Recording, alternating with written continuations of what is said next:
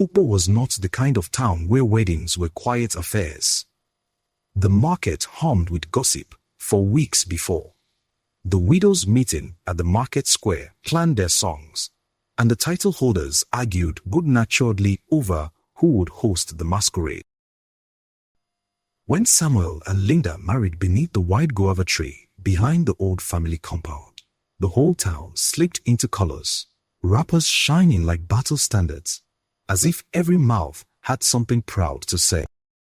Samuel was the man from Ukpo who had lived partly in the city and partly in the village.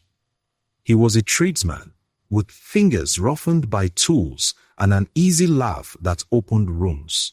He courted Linda quietly, taking her on afternoons to the market, buying her plantains fried golden, telling jokes while she fingered baskets of tomatoes. He came from a stretched family line, the kind where everyone knew your grandmother's name and could recite the land boundaries out of habit. And he loved his village the way men loved the earth. Linda, from a more modest background, had a steady, practical smile that soothed Samuel's storms. They married in the white-walled church with music that climbed like birds. They danced beneath the tree, laughing, as guests crowded in clapping. They had 3 young bodies to show how love had multiplied. Emmanuel, the boldest, quick and watchful. Christopher, the middle child, clever in a slow, calculating way. And little Felicia, a sticky-chested girl with laughter that made anyone's shoulders drop. The end of that beginning was sudden and ugly. Samuel died before his children had learned to tie their shoes properly. He did not die in a car crash that everyone spoke about around the drinking table in the village. He died after a fever took too long to bow its head. After a week of doctors in the city giving polite shakes of the head. After a hospital bed where the television played soap operas in the night and his breath rattled like an old door. Samuel's death wasn't the sort of story that warmed up in memory. It was the kind that left cold places where warmth used to be. The first to move weren't his children, not yet. It was his siblings, men who remembered being younger than him, who had farmed together, who had argued over boundaries and women and goats, and who now, in the sudden absence of Samuel's steady voice, found their chance. They came to the house like men who have long rehearsed the lines of a drama. They claimed, in one motion that had been refined by habit, the house, the lands, the cars, the small building Samuel had put up at the edge of the compound to rent to traders. They took records and letters as if gathering kindling. They spoke in that low, firm voice families use when they want to cut a wound and call it medicine. Linda packed what she could and returned to her parents' house with the children. Her parents were good people, the sort who had once given her advice about marriage and how to keep a pot unmarred on the fire. They welcomed Linda and the children back like family returning to a couch that had kept its shape. The town whispered. The children slept with their heads full of sorrow and questions that adults had no patience for. It was in that slow grey life, mending pots, cooking for little hens, going to the market to bargain for tomatoes and yams, that Emmanuel grew up. The village stitched him together out of small injuries and larger silences. At school, he learned things that were both dangerous and necessary. He learned that men could be both kind and cruel, that law could be a paper thing, and deeds the measure of life. He learned to carry a grief that sometimes made him quick to throw a bottle across a room. He learned that survival had many answers, and that some of those answers came masked in power. People in Ukpo described Emmanuel with mumbled adjectives, depending on where they stood. The market women said he had a fire in his belly. The school teachers, when they gathered after prayers, would say he was talented but unsteady. His mother thought of him as a son who was always quicker than his shadow.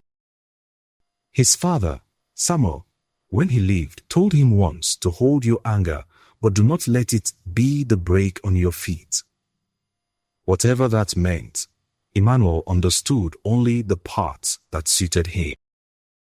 He was slender and trim, in the way village boys were, with hands that could peel yams in an instant. His eyes were close-set and dark. He had a nose that leaned forward like someone ready to plunge. He had his father's crooked smile. He had also inherited the family restlessness. His first run-in with trouble was small and foolish. It was a fight over a girl's laughter, a push that became a shove, a school principal who blew his whistle hard enough for the town to hear. Emmanuel, just 16 and smart enough to know where the doors were, found himself on the wrong side of accusation after someone's phone was snatched and a cheap watch misplaced. He was expelled. The expulsion was a flare that lit more than shame. It introduced Emmanuel to a different world. It took him down to the small bars that never closed, where the men drank palm wine and traded stories about how they had been wronged by the world. It took him to a group that called itself a brotherhood, another word for a cult in the city, a set of boys gathered under the guise of protection and respect. That group had charm and a problem. Look to us and you will not be taken again. They had names for their meetings and songs, and a kind of initiation that smelled of incense and cigarettes. They told stories of power, how people in the city did not get cheated because they had networks, and networks were like chains that could pull anything up. Emmanuel was not blind to their charms. He liked the sense of being known. He liked that, for once, a group could tell him not to be ashamed. They were like a family that did not ask for clarification. They gave him a small place to stand on a stage. They taught him to stand straight. They taught him how to look at men who thought themselves better and to make them feel smaller. Those were fine things if they stopped at loyalty. They did not. The cult moved from talk to acts. They demanded rights and contributions. They pushed members to take steps to prove their bravery, small thefts, intimidation, protection money from traders. They made Emmanuel complicit. One afternoon, a trader's kiosk burnt in a small, suspicious blaze. The police asked questions. The trader wept and pointed at the wrong men. Rumors are like that. They were sharp and aimed for the throat. When the school headmaster called Emmanuel to read a letter from the police, Samuel Esme had lived, would have been beside him. Instead, Emmanuel sat in the hot office and felt shame like a stone.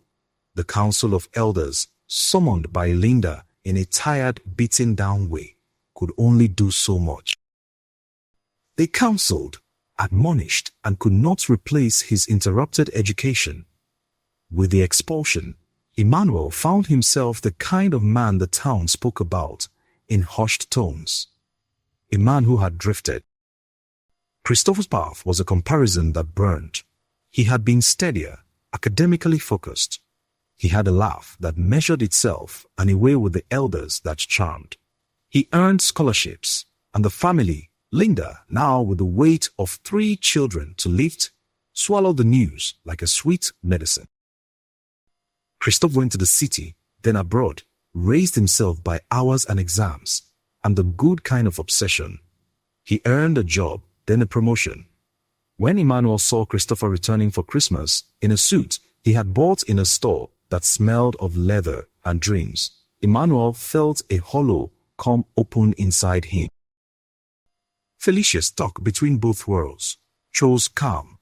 She focused on books and tutors, and later a job that appreciated her seriousness. She married a sensible man, one who liked her quiet and gave her a steady income. The village looked at Felicia and nodded the way mothers do when a child chooses steady. She became the contrast Emmanuel could not abide: stable, respected, quietly successful. Emmanuel did what those without direction often do. He moved between petty jobs, loading buses, pulling a taxi at night, managing a small bar that smelled of stale beer and lost promises. He fell into bad company that smelled like the compacts of his cult, small-time criminals who imagined themselves clever. They planned a shoplifting that went wrong, which landed him a month in a detention center. The center, a cramped room with a single fan, taught him certain things about how the world saw him, with suspicion. He came out prouder of scars, not wiser. His mother's house was less and less a sanctuary. Linda's shoulders wore new lines. Her eyes had the tiredness of someone who had seen too many nights. She ground bitter things into fufu, laughed less, and answered Emmanuel's questions with a patience that felt cruel. "You must make your path," she said once, and it felt more like a prayer than instruction. Religion intersected the town in complicated ways. There were men in robes who spoke of purification and juggled their sermons with politics. There were also nights when Emmanuel would walk to the stream and listen to the frogs and feel, in those small moons of water, the soft clarity of sin and forgiveness. He belonged to neither the robed men nor the stream. He belonged to a place that wanted him to be something, but did not provide the map. Still, the years layered him. He slept and woke. He fell in love with a woman in the city whose name was Chinwe. The relationship was tempestuous and brief, chopped by Emmanuel's temper and Chinwe's pragmatism. He left her with a regret that tasted like metal. Christopher's success was in the newspapers that would arrive at Linda's house, folded and held together by rubber bands, small annexes from universities and corporations in the capitals. He sent money, more than the town expected, and called on Sundays. He sent photos where he smiled in good light. He sent gifts. A sewing machine for Linda, a television, money enough to fix the leaking roof. He was always the one to ask whether anything else was needed. He told Emmanuel to steady up, but those words felt more like scoldings than lifelines. When Emmanuel heard that his brother intended to return to Ukpo after 30 years, to stay and claim what was rightfully Samuel's, he felt as if a tide had come in. Christopher's return would mean a reshaping of the town's landscape. He had money and lawyers, and he had the kind of confidence that unmade men had to fold up and pack into boxes. He came back in a car with a license plate that read like a status, and his steps on the soil were precise.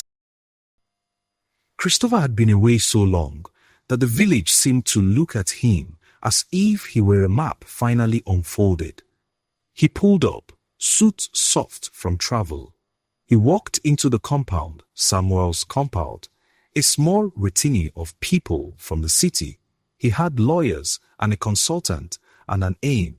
He told them that their father's property had been wrongfully taken. He would put that right. The uncles bristled. Men grow comfortable when they believe they have things to be comfortable about. They formed together with a practiced anger. They had forged documents in each other's hands and doctored signatures like fine cooks. They had rented out rooms, collected rent, and made themselves into tenants in a house that had belonged to Samuel. They were not going to live quietly. Christopher, as it turned out, had been molded in a way his brother had not. He had learned patience and the skill of legal knots. He spent money like a craftsman spends glue, tightly but without pity. He paid for investigations, for surveyors to map lineage, for men in the courts who lent their pens. He tracked down witnesses. He found the original deeds, tucked in a lawyer's desk in a dilapidated office in the capital. He paid for the surveying of the land and brought in figures who could draw boundaries with a stick and paper. He used the court system, the one that men said was out of reach for village folk, and he used it with the kind of confidence that made men sit up. The battle was not simply legal. It was a village drama that had created a theater. The uncles turned to the elders, to the masquerades, to fret whispered in the dark. They put up signs that said, "Private property," hardened their faces and smiled with knives in their mouths. They claimed emotional ownership of the house because they had been there longer. The court, slow as driftwood, eventually gave verdicts that favored lawful papers. Christopher won some things by the kind of patience he had cultivated. The lands were returned. The small building that had once been Samuel's rental was given back. He did not, however, return as a conqueror. He returned as a man who understood the cost of battle. The victory was half metal and half ash. His uncles had styled themselves as wounded in the process that made them twisted into men who stood in the compound and spat old grievances into the smoke of cooking fires. Christopher's victories, however public and legal, did something else. They unsettled Emmanuel. It was not simply jealousy. It was as if Christopher's presence shrank him, as if the world finally had room for the man who had left and none for the one who stayed. Christopher began doing charity. He fixed the road into the compound. He donated money to the primary school. He financed a new borehole. He hosted town meetings and gave speeches about rebuilding and honor.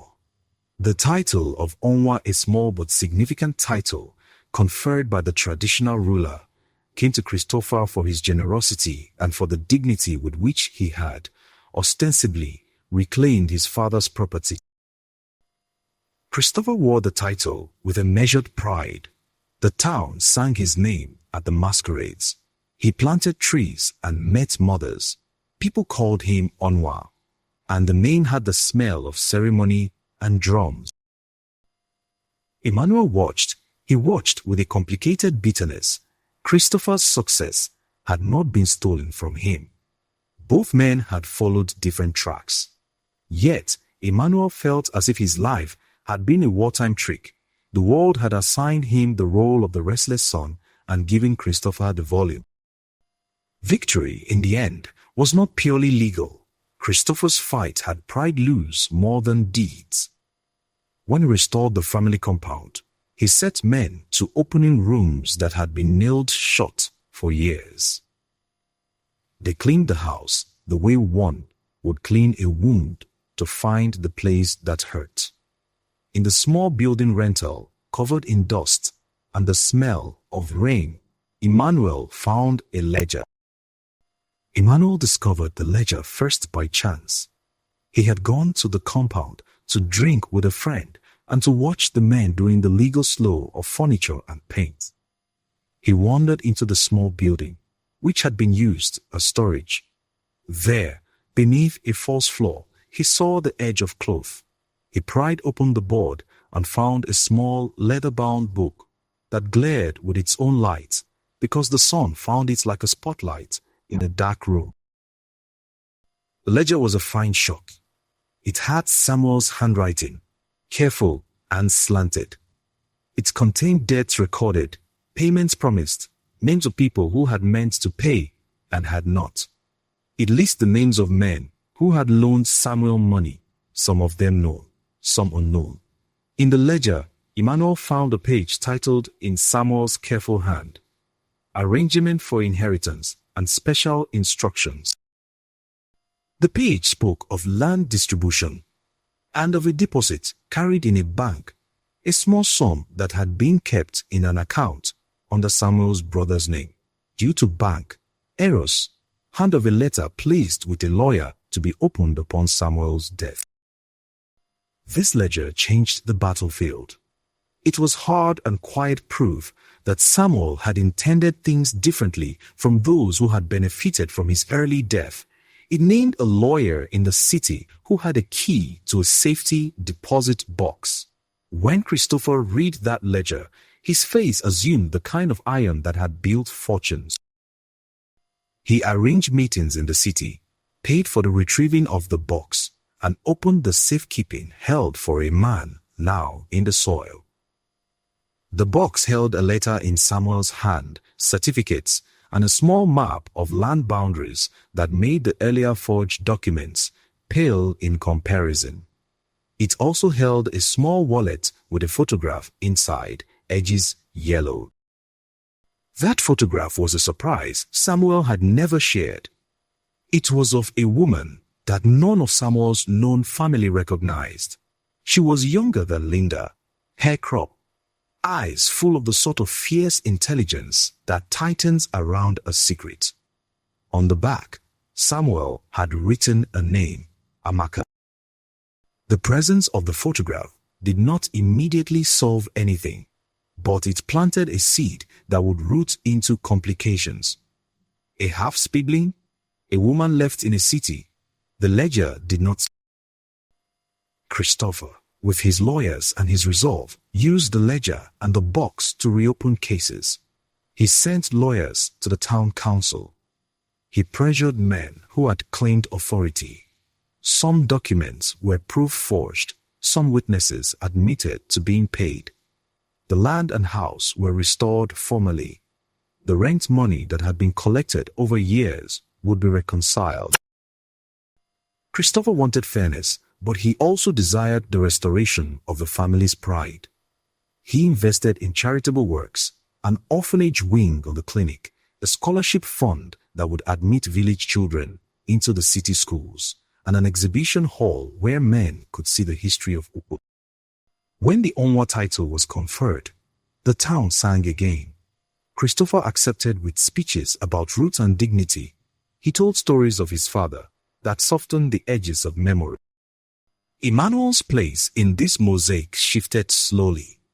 At first, he believed the recovery would be his triumph. He had found the ledger. He had prodded the wound open. The men in suits would say his name, and he would be given a piece of that harvest. But Christopher did the legal steps. He had the money. He had the counsel. The world moved as it liked. A twist occurred soon after. The discovery in the ledger led to more things. Men who had received money from Samuel, old debts, forgotten in the scratching of years, came forward with their own needs. An old woman, Ada, who had tended Samuel's goats in the days before motorcars, claimed a small parcel of land had been promised to her as a token of gratitude.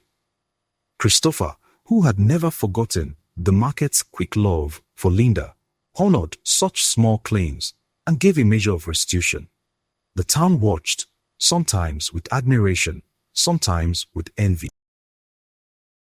But not all resentments eased.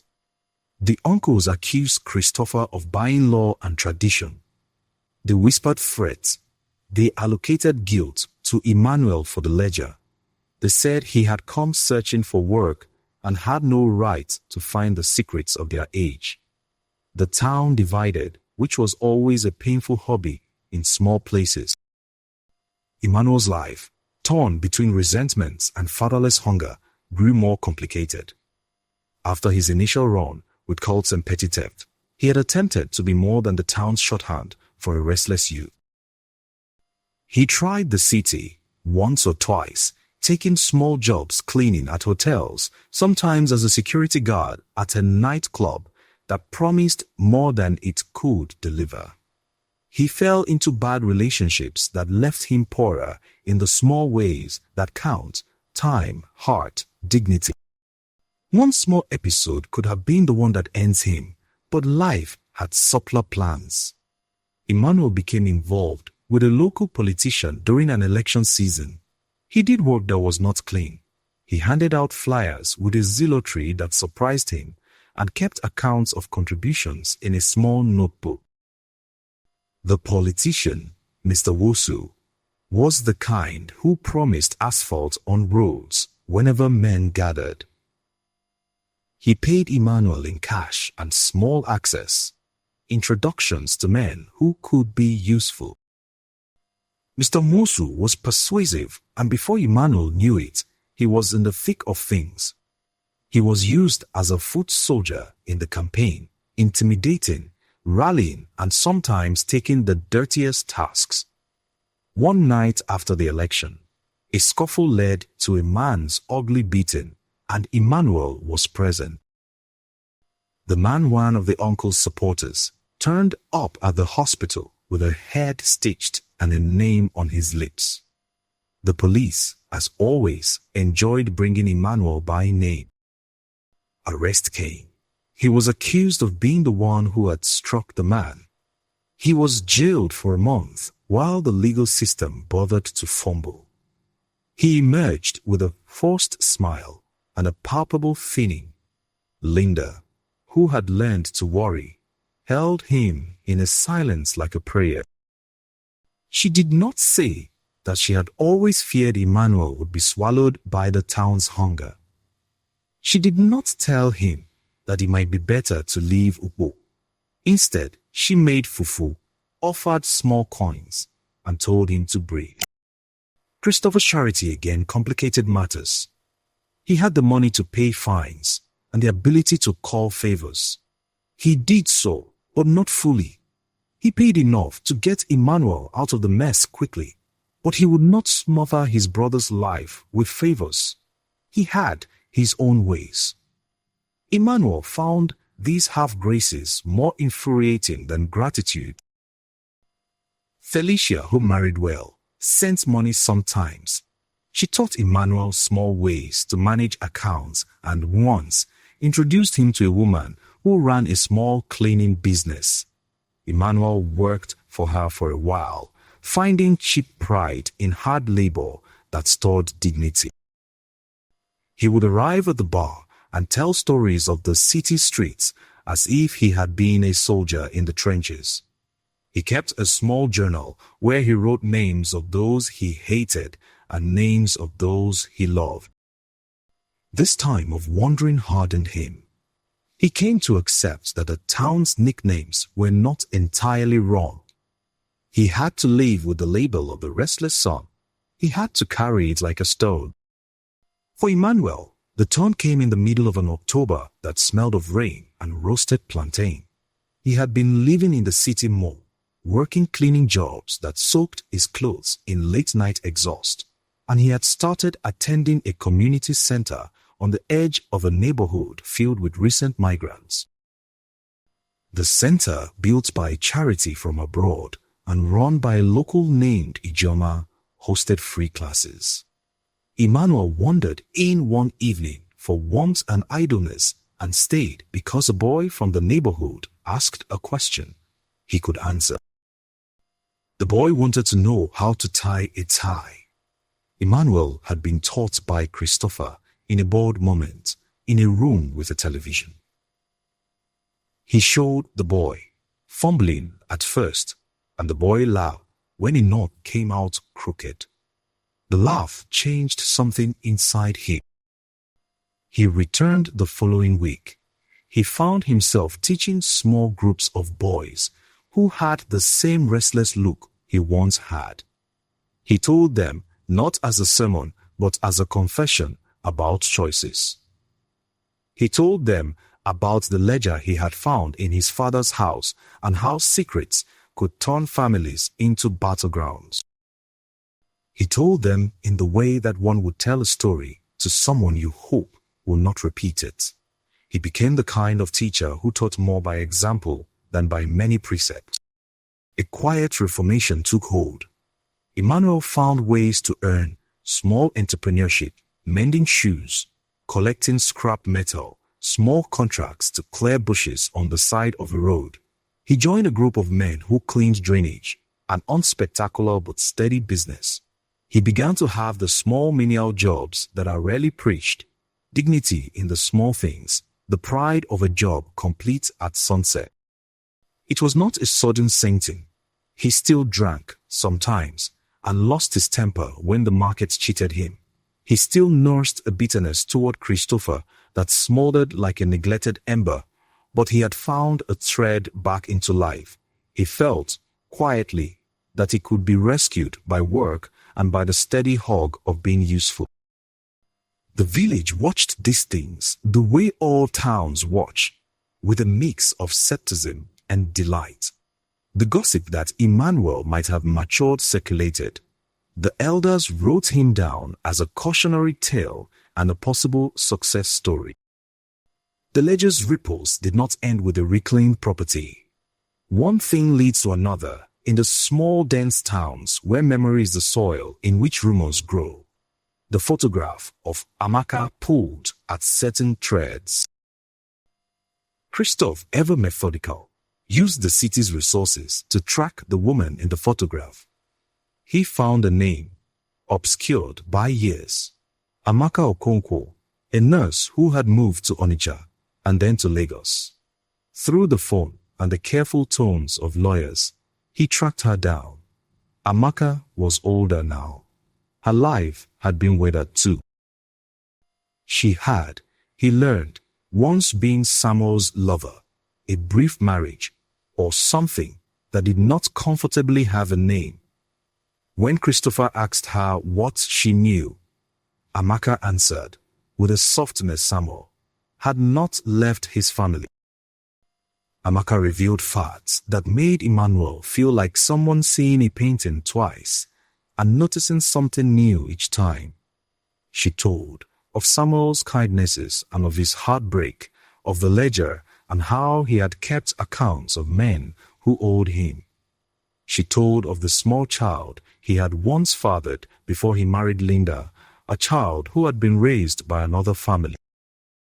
The story of that child had filtered into the town in whispers and had not been proven, but the ledger's careful hand made it plausible.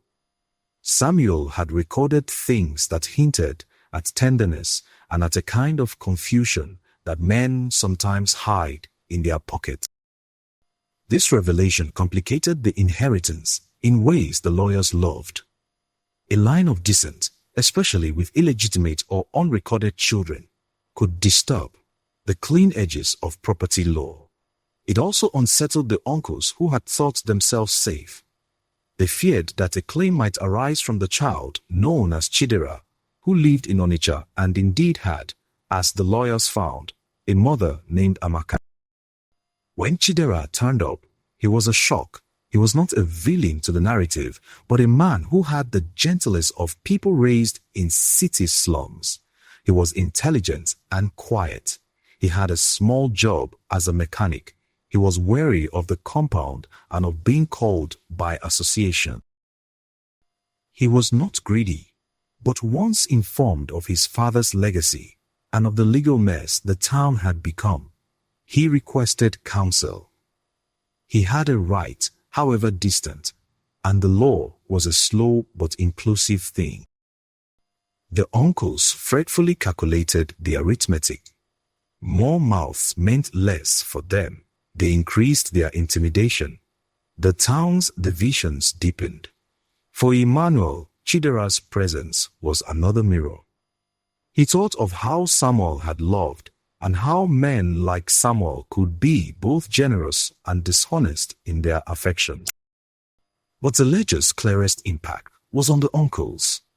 A man named Okeke, one of Samuel's eldest brothers, had been most vocal in his insistence that Samuel had left nothing. Okeke had signed a number of the forged papers.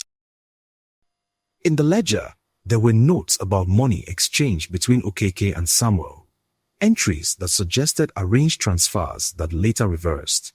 These small notes, when presented in court, began to unspool the simple fabric the uncles had been living in. Okeke's neighbors spoke of nights of drinking and ledger entries altered over bottles. When the court finally adjudicated on a larger scale, creditors, heirs, and contested claims. The result left some men angry and some men moderated.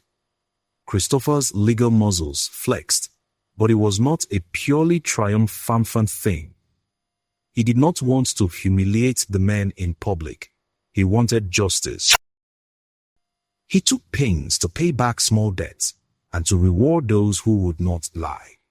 He wanted the town to rebuild its collective pride in having survived such a theft of history. Emmanuel watched this like someone watching a battle where the winning side did not feel entirely victorious. He had helped open the ledger and found himself at once part hero and part scapegoat. Men remembered him for opening the box when he might not have had the right. They said he had selfish motives, that he wanted to throw his name into the ring and claim fame. Other men, those with small lives and bigger hearts, whispered that he had done what needed to be done. People in Ukpo held anger like firewood. It could last if it was tended, turning into heat, or it could burn everything. The uncles, bruised by the legal results, chose to tend their anger like a bonfire. One July night, blank, heavy, the kind of night that had clouds and no moon, a fire started in the small building Samuel had once rented. It began as a little flame in the corner. Someone had spilled oil. Perhaps it was a stubborn lantern, a cigarette stopped in the wrong place. Someone saw a shadow near the door, a figure moving like a thief. Rumors would later declare all sorts of motivations, revenge, ignorance, an accident. But the fire took. By the time men gathered, flames had run like a hand through fabric. The building's roof collapsed with the sound of an old man's cough. Christopher was on the compound in the evening, the celebratory mood from his title still lingering like sweet smoke. He had no intention of letting his father's building burn. He paid for dowsing and for repair. But the men who had been tenants were angry. They had been forced out, they had lost income. Smoke and heat added to grudges.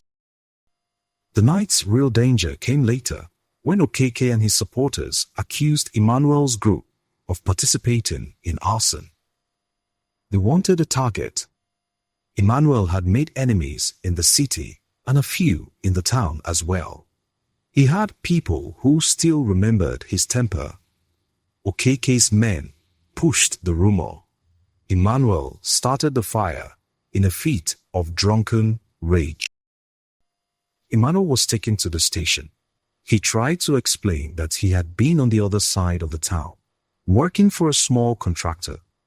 He had an alibi, 2 men who would confirm he had been moving corrugated sheets, but those men were intimidated. The police, unsure, kept Emmanuel for a few days for questioning. The town divided again like a cracked calabash. Men came to support him. Others spat their fury in the marketplace. Christophe faced with the fact that his brother might be held for a crime he did not commit, mobilized his lawyers.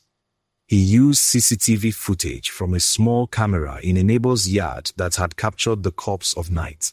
The footage was grainy, but Emmanuel's presence was not shown near the building. One of the camera's timesticks told the simple truth. Emmanuel was elsewhere. Christopher insisted on bail, paid the fines, and got him out of the station. He offered Emmanuel money for lawyers. But there was a price that neither brother realized. The town's opinion had a weight that no court could shift overnight. Emmanuel emerged with a louder name attached to him, arsonist. There was another cost. A man named Udo, who had been in the compound, disappeared for a week after the fire. Rumors swelled and fingers pointed. The uncles claimed that Emmanuel's gang had settled scores. People started sleeping with their doors ajar and their weapons near their beds. That is the way small towns multiply fear. Emmanuel felt betrayed. furious and logically sick at the same time.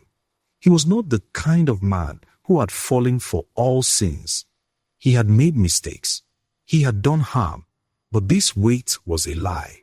He had never set fire to his father's small building. When Christopher pushed harder, and his men found evidence of tampering elderly woman's confession that she saw one of Okeke's men near the building the night before, the tide turned. Okeke, faced with legal exposure, retreated into loud indignation. He accused Christopher of bribing witnesses. He called the young men of the compound to defend family honor. There were near-violent confrontations. There were nights when men slept in the church courtyard with their machetes and sticks. It was in this maelstrom that Emmanuel made a decision that would define the next season of his life. He could either let the town keep writing his name as an arsonist, a boy who could be blamed for a flame, or he could fight back. He chose the fight, but not in the ways the town expected. If one thing makes a man change course, it is often a confession made in the small hours. It is the way someone speaks and strips their own mask. Emmanuel found that confessions had their own gravity. He had been using his small momentum, teaching boys, cleaning drains, fixing shoes to gain credibility. He had friends in the community center and had begun to teach a few young men self-defense and basic vocational skills. One of his students, a young man named Obina, stepped away from a job in the night to whisper. Obina told him that one of Okeke's men had, in a drunken dare, set the oil lantern near the floor where vermin had gnawed through a partition. It was careless, not malice. But when tenant's anger exploded, Okeke had fed a rumor that Emmanuel had done it to shift blame. Obina, who had been like a younger brother to Emmanuel, had seen the man near the building. He named names. He had evidence, footprints and a small piece of blue cloth matching Okeke's jacket. Obina's confession was the first small stone in a landslide. Emmanuel took the confession to Christopher. Christopher, precise and merciless, when cornered, moved. He did not storm the compound with weapons.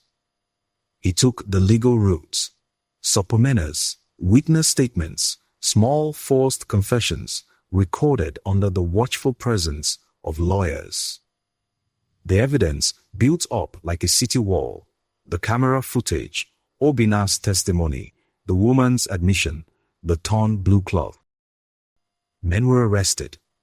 Okeke's cohort found themselves in court with faces shrunk and dignity scraped off. Okeke himself was indicted for perjury when it emerged he had attempted to bribe the woman to say another story. The community breathed as if in motion. Some looked relieved, some remained skeptical. But the ledger's truth, the law's evidence, and a series of confessions made the case clear. Emmanuel had been framed. It was not, however, purely absolution. Emmanuel had to face the town's wounds, the men he had once frightened, the nights he had drunk too much, the boy's watch that had vanished once upon a time. He could not wash those away with the water of justification. Yet in the hush after the indictments, something else happened. A man named Chidera, the possible half-sibling, came forward in a way that no one expected. Chidera had grown up a cautious man with the patience of someone who had been taught to wait for things to come. He had watched the pieces of his father's life fall into place, and he had a decision to make. He had nothing to gain by complicating the piece, but he also had a sense of justice and the quiet pride of a man who wanted his name to be true. Chidera approached Emmanuel privately.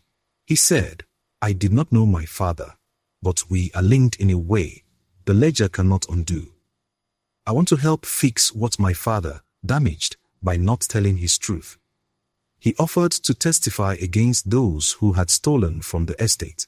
He wanted it to be known that all men had a right to claim their heritage, even late. The offer was a surprise, but also a consolation. Emmanuel realized that his role in the saga was not simply to be a villain or a scapegoat. He could be a man who chose to move toward healing. He accepted Chidera's quiet hand. Together, they went to the police with evidence of tampering and witness testimonies. Christopher's team provided legal muscle.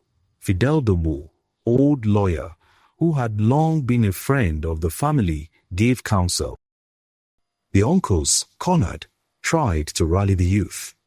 They called upon old loyalties, invoked money, and promised jobs to the poor in exchange for silence. But the town by then had grown weary of that sort of brute bargain. The evidence was plain, and the courts were not as easily fooled as before. Fame comes in odd packages. For Emmanuel, it came as invitations. He found himself asked to speak at the community center. People wanted to hear his story. The wrongs, the ledger, the fire, the arrest.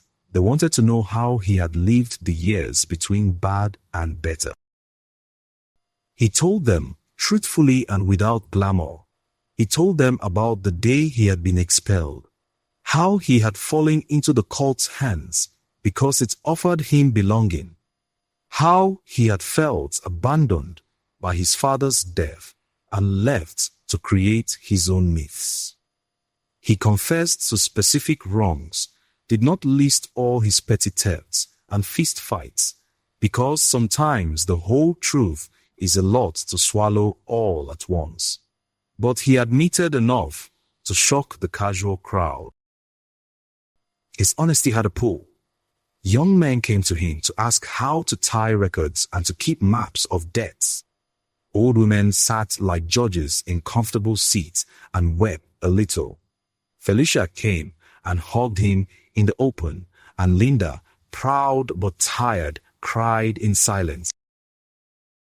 With Christopher's legal work ensuring the property's return, and with Chidera's presence calming the potential chaos of new claimants, the compound was repaired.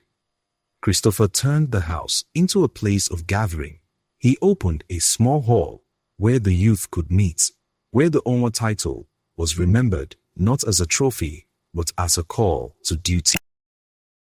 He used his money to sponsor education, but he also insisted that the men who had wronged the property make amends in meaningful ways. They repaired fences, planted trees, and worked in the village clinic. Christopher's title of Onwa became more than a name. He used it to do what he said, to defeat and to defend.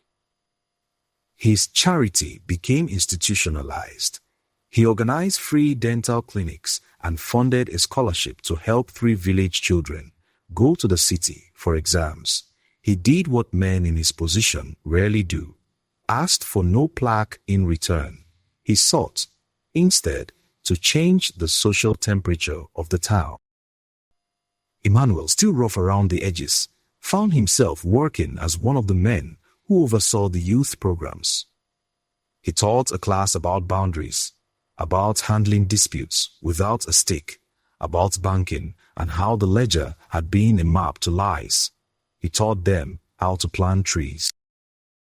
He taught them how to tie ties. He was not a pastor, nor did he want to be. He wanted to be useful, and he found in those acts a kind of consolation the town could not name. The uncles, chastened, still watched. Okeke retreated from politics like an aging man who had lost his day. He sat on a porch and spoke of times with a bitterness that made his mouth hard. He refused, in the beginning, to accept Chidera, but time eases many wounds, and slowly he came to speak of Samuel with an earlier respect. He visited the new hall once and stood at a distance. The town was far from perfect. Men still joked about old wounds, but the loudest music in those months was a kind that suggested repair. The ledger had had one final trick left. When Christopher dug deeper into Samuel's documents, he found something hidden away like winter's last berry: a will. It was not the type of will many expect, no obviously signed parchment with legal stamps. It was a set of loose letters, carefully written to be opened if anything happened and placed in a band drawer. Samuel had been careful about such things, and his handwriting trembled in places as if he had been trying to steady something he could not entirely hold. He had written to Linda, to each of his children, words that were simple but wounded and forgiving at the same time. In a paragraph addressed to the children, Samuel said that he feared his sudden death would bring out the worst in people. He warned them that lawyers may be merciful, but men are not always kind. He asked them to trust his handwriting. In the will, Samuel had done something brave. He had appointed Emmanuel as the custodian of a small trust, a fund of money meant specifically for the children's future education and for the care of the compound. He had left Christopher the lands and the house as a practical matter. He had asked Emmanuel to be the protector of something less easily weighed: the memory of the family line, the moral bank account. He had asked Felicia to sow quietly words meant perhaps for marriage or for a life of service. Christopher read the will and wept in a way men rarely allow. He had always suspected Samuel loved them all, but had not foreseen such classification. Emmanuel's name in that cautious will was a small, surprising thing. It felt like an acknowledgement of his missteps as well as an invitation to healing. Emmanuel, reluctant and suspicious, was given formal responsibility over a small fund that Samuel had tucked away. It was not a fortune. It was enough to run the whole, to pay for school scholarships for the next few years, to fund the repair of the compound. It was an acknowledgement, a vote of confidence from a father gone beyond the grave. This twist changed the social equation. The uncles, who had gutted more than bones, were shocked that Samuel had thought Emmanuel worthy of the custodianship. It was like a verdict. His father had not followed the script. It was a small court decision that no lawyer could overrule. The handwriting and the signature could be verified. They annoyed Christopher, who felt that the custodianship would leave Emmanuel with an unequal power. Christopher argued that executive decisions should be his to engineer the project, but Samuel had been specific. Emmanuel felt, oddly, both frightened and flattered. He had received a trust that required responsibility. He took to the office like a man who had not known how to serve, but suddenly had the map. He used the funds carefully. He negotiated with Christopher, who always had opinions and always had the temperament to act, and planned. The two brothers, awkward and politicized, reached a working arrangement. Christopher would invest in structural things. Emmanuel would manage the social projects. Felicia, who had become a voice of quiet reason in the family, mediated with a soft hand. The town witnessed an unusual thing. A man who had been described as a vagabond became in very small ways consequential. His job was to be the memory keeper. He had to ensure that money went to kids, that elders' grievances were heard, and that the compound remained open to the needy. This role tempered Emmanuel. He had to be careful with accounting. He had to listen to things he would rather have avoided. He had to sit in meetings where men would speak of ancient wrongs and younger men would want action. He wore a suit sometimes for these meetings. Odd on him, but he learned how to fold the cloth and present himself. Christopher, relieved, used his influence in the city to get better deals for the village. No story of repair is without relapse. Men who had built their lives on small injustices often resent the correction. The uncles who had at hand the muscle to do mischief found new venues. A politician hungry for influence courted them with promises of future office. They found a man named Senator Eze, a showman who loved to appear in town squares with microphones and promises. The uncles allied, thinking they could use him. In doing so, they made a tentative, dangerous agreement. The senator would support their land claims if they provided him with a youthful paramilitary force during the election season.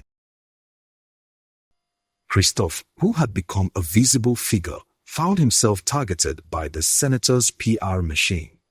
The politicians in this part of the world hoarded anger and then sold it back as votes. The uncle's alliance promised them a return of lost influence. The senator needed men who would protect him from other political groups that had mobbed his rallies. Christopher saw it coming. He called the elders and told them to be wary. The elders said, "When men are offered greatness easily, they do not ask the price." The uncles answered angrily, saying Christopher was buying politics with the village's dignity. The argument split the town into new angles. Predictably, Senator's campaign delivered violence. At a rally, a scuffle turned ugly. A man who had once been an uncle's supporter was badly beaten. The police blamed unarmed mob elements. Christopher's new ally in the city condemned the violence and produced CCTV footage that was vague and unhelpful. The uncles blamed Christopher for the publicizing of the senator's defeat. It was a mess of rhetoric and fear. In the midst of this, a new surprise struck. Emmanuel received a phone call late one night. A voice on the other end, shaking and small, confessed that someone inside Christopher's circle had taken advantage of Christopher's public good to siphon off money. The caller named Fidel, the lawyer who had done consultative work, saying Fidel had been seen signing certain small checks to a shell company in the city. The caller said that Fidel was forced to sign because he had been blackmailed with evidence from his youth. Emmanuel, who had little faith in luck, felt the story buzz like a wasp. He confronted Fidel, who denied such things and showed receipts that seemed to confirm his integrity. But in the law's shadow lies a darker world. Someone had dissolved bank accounts and rerouted funds. Christopher lost a small but meaningful sum, money intended for the scholarship fund. It was not enough to end the project, but it was enough to sow resentments in the Onwa's camp. The uncles cheered that Christopher could also be betrayed. It was later revealed that a man in Christopher's council had been selling information to Senator Eze's crew, old grievances, list of who was supportive, who had wealthy family members. Why? Because the senator promised power and because men's pockets can be seduced when they feel shamed or left out. The betrayal caught Christopher like a knife. It was personal and public. Emmanuel, whose role in the trust put him in uncomfortable conversations, had to decide whether to expose the betrayal. He did, because his new nature found it intolerable to watch the senator and the uncles use violence to push their agenda. He brought evidence to the elders, to the Onwa's office, and to a national NGO that monitored misuse of funds. The NGO did its small good work and issued a report. The senator's men were forced to withdraw from active campaigning in Ukpo. This episode, however, created two things. One, a larger public sense that Ukpo was part of the national fabric, not simply a sleepy village. And two, a strain between Christopher and the Onwa's council. Christopher began to suspect everybody. He turned inward, more private. Emmanuel, who had been the outsider turned custodian, increasingly found himself in the roles that demanded moral clarity. Christopher's title of Onwa came with a smaller unspoken thing, a requirement to make the town proud. He sought to unify the town with public works and cultural festivals. He funded a small night school. He bought a generator for the clinic. He worked on the borehole. The Onwa title gave him access to men who had connections at the state level. He dined with politicians, and his name circulated in political circles. Emmanuel, in the role of custodian, had to navigate all of this. He had to keep the funds books, collect reports from beneficiaries, and sit at long meetings where men with paper degrees argued. He found a bureaucratic knack he had never suspected. He discovered that the ledger's spirit, small acts of bookkeeping, could be a weapon against corruption. There were other small joys. He watched children in the hall learning English sentences with clumsy pride. He took a woman named Nkem for a long walk one afternoon. The woman had been his friend at the community center and had grown into love the way a plant climbs with time. She was a teacher with a patient smile. She knew how to ask questions that opened men's heads. Emmanuel fell into a reading with her. He taught her how to fix a tie. She taught him how to make fufu just so. He felt that maybe the small stories could lead to something like a life. But the town was not yet done with storms. The senator's withdrawal had not ended his interest in Ukpo. He shifted gears, courting the uncles with offers of contracts for roadworks and school engagements. He promised funds. It was the same trick all over again.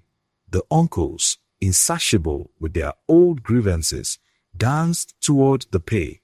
Soon, there were men who would whisper to Emmanuel late at night, "Take your place for the money." He refused.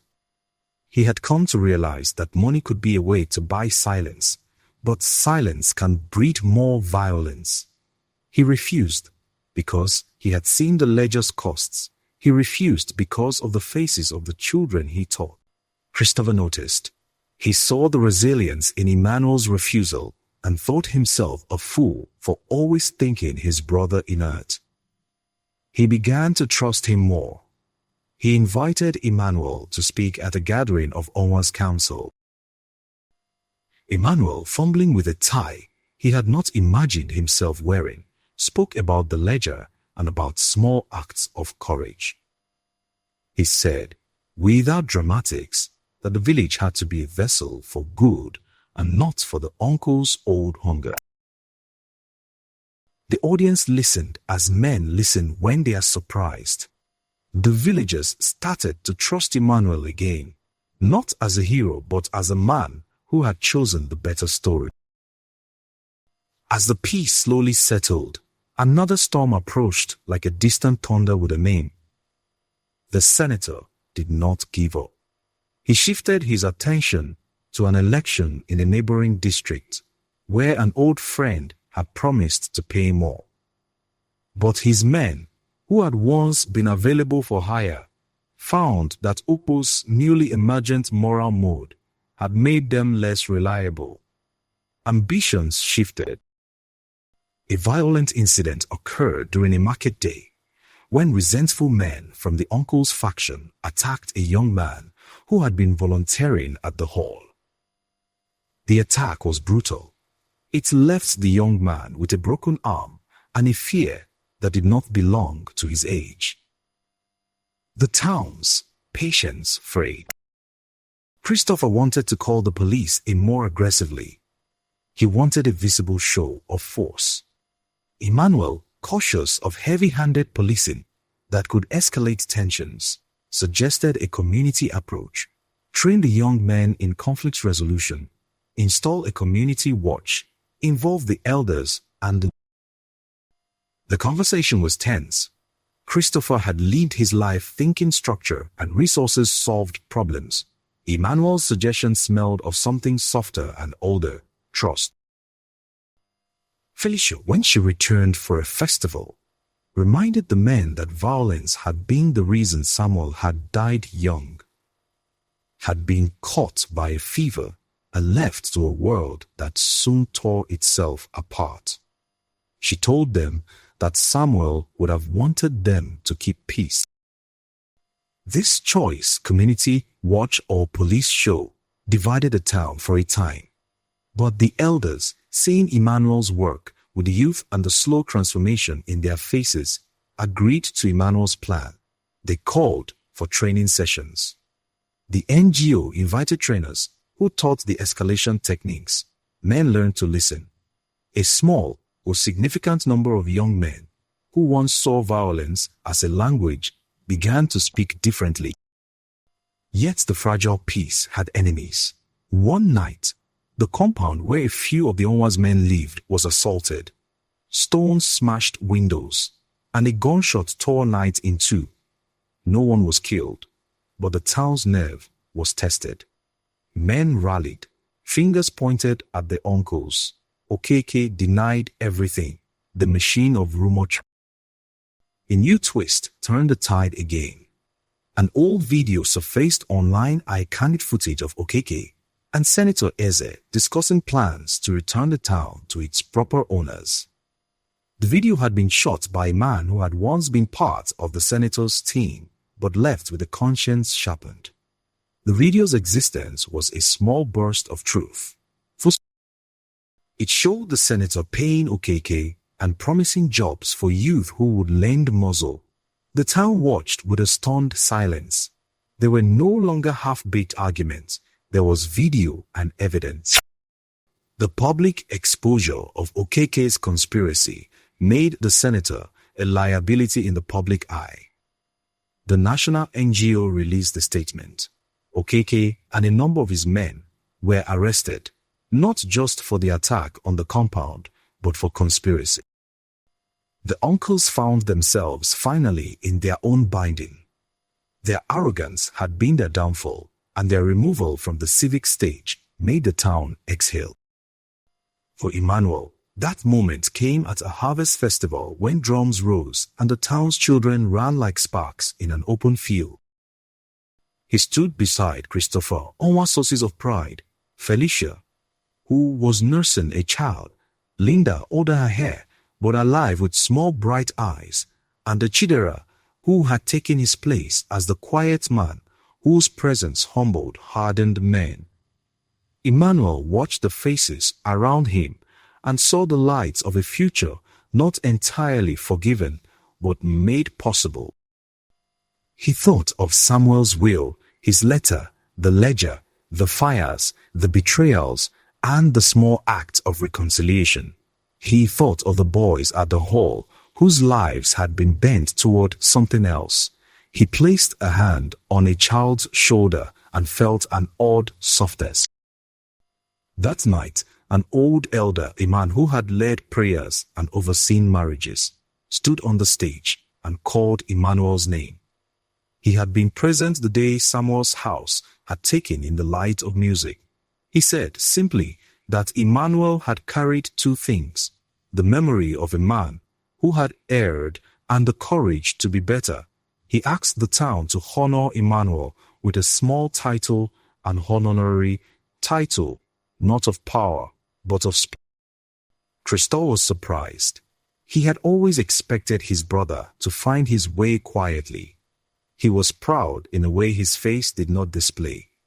He watched Emmanuel move forward to a place he had not been allowed to be for many. The town applauded. It was a warm human sound that patched up many little wounds. Emmanuel felt as if he were being sewn into something like the fabric of a life. The senator and the uncles had been dealt with. The forgery and theft had been exposed. Christopher had repaired the compound, and with Emmanuel's custodianship, the ledger's purpose had been realized. It served not as a weapon, but as a lesson. Emmanuel had hard choices left. He had to decide whether to stay in the town and make peace work, or return to the city to take small jobs that might offer more money. He had Nkem, who wanted a steady home and who would not leave. He had a sense of belonging he had not often experienced. Christopher, too, was prudent. The Onwa title required attention, and he needed Emmanuel to be present as a bridge between projects and the people. He had children who needed their uncle to be in their lives. Emmanuel chose to stay. He wanted to see the full flowery of the things he had started. He wanted to stand as one who had made mistakes and had chosen differently. He wanted to watch the small boys finish school. He wanted to know, finally, that the ledger had made people less likely to be thieves and more inclined to be custodians. It was not a dramatic decision to anyone outside of him. It was, instead, a quiet acceptance of duty. He took the funds and, with Christopher's oversight, made a plan to build another small hall for apprentices. He used the money to seed a fund for what he called the Emmanuel Fund, a silly name that made the council laugh. It financed tools for mechanics, for girls to be trained in tailoring, and for young men to learn accounting. It was small and adequate, like a tree planted with the hope of fruit. The years that followed were less dramatic and more steady. People married and had children, and argued about the harvest. Emmanuel married Nkem. She became a fixture in his life that was more influential than any title once had been. Christopher visited with new ideas and lent the town expensive advice. He remained Onwa and did what Onwas are supposed to do: mediate, fund, and be a face of the town to the world. Felicia's children came to the hall and were taught to tie ties. Chidera worked as a mechanic and taught young men the respect that comes with fixing engines.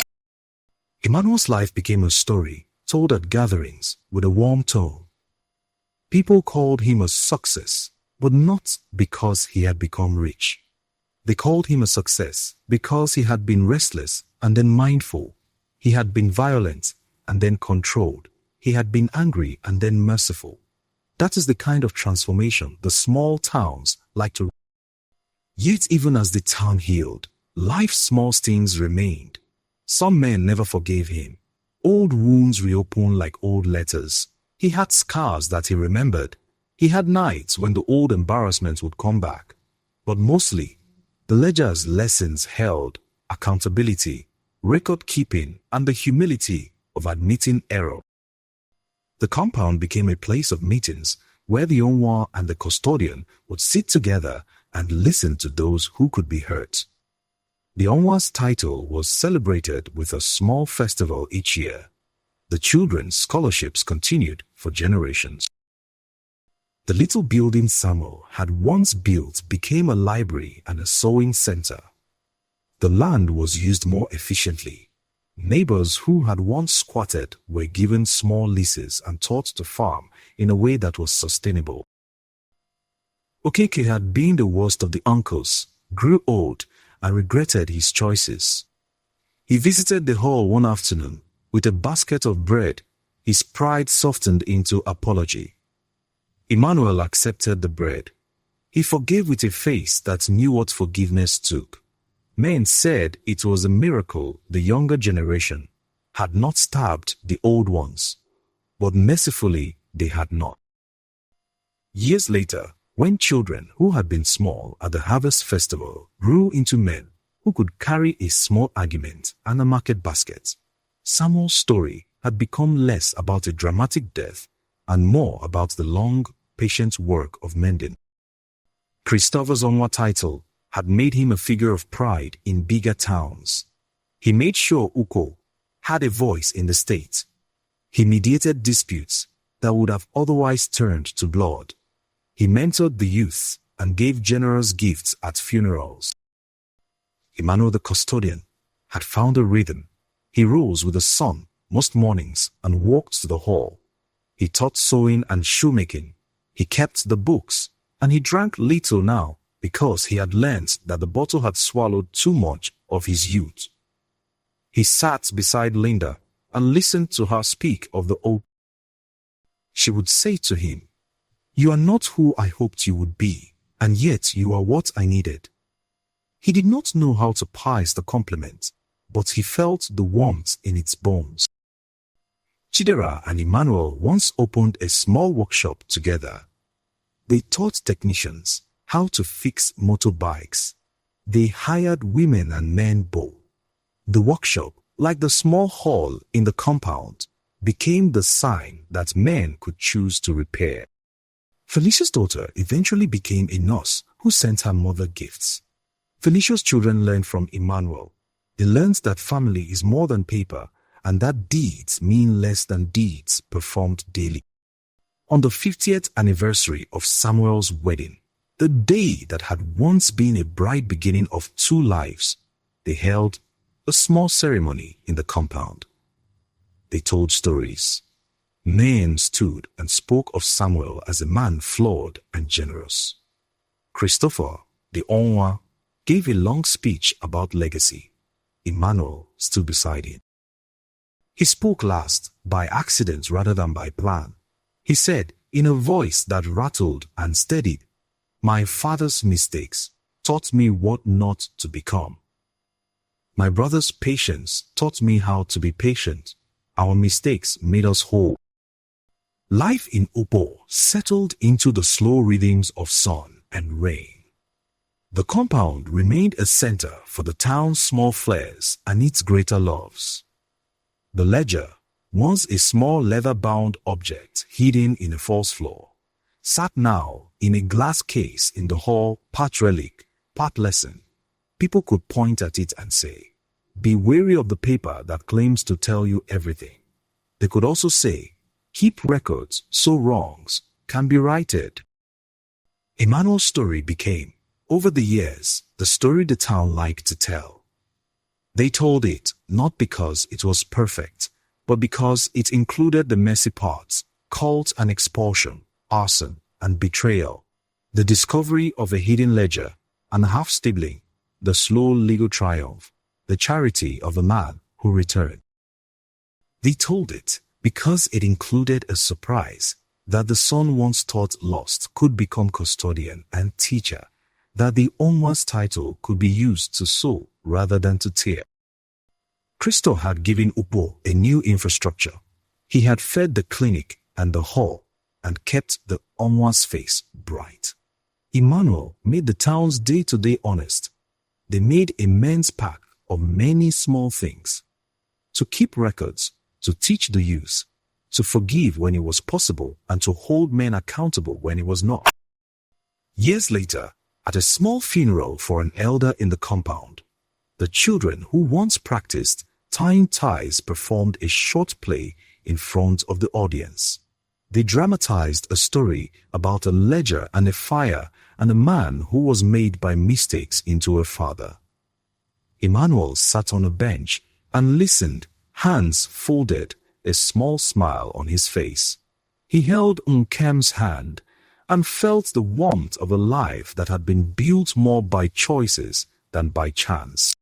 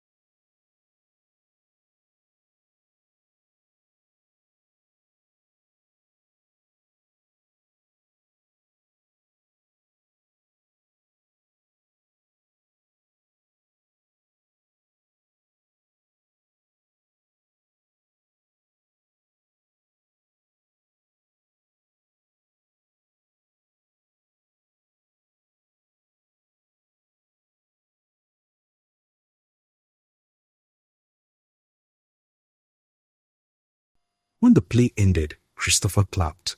The town cheered for human perseverance.